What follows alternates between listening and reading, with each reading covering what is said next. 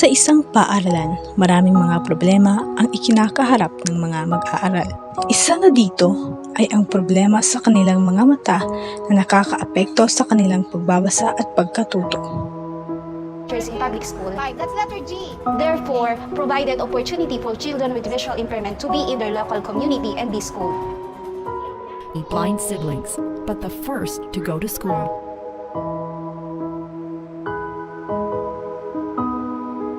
In the Philippines, one can rarely see a student with vision loss in inclusive education. Most of them are studying in a special school.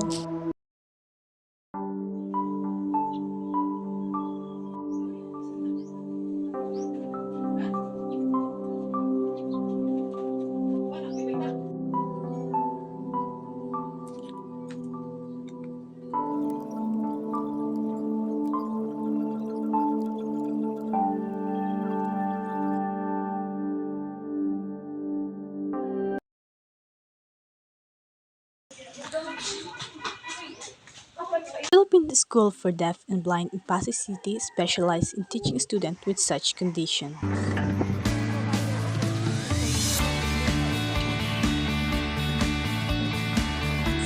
Special education teachers who will teach a student with vision loss need an intensive training in using the Braille.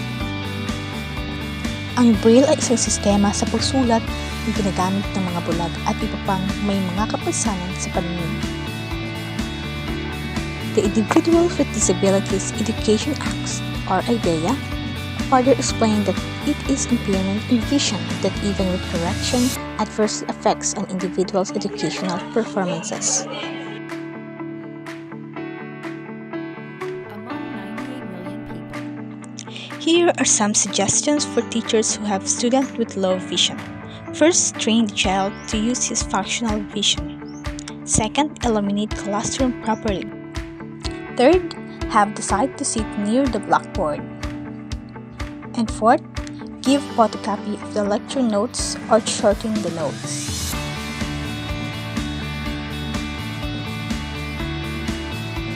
It's very important to support persons with visual impairment in order for them to be independent and success.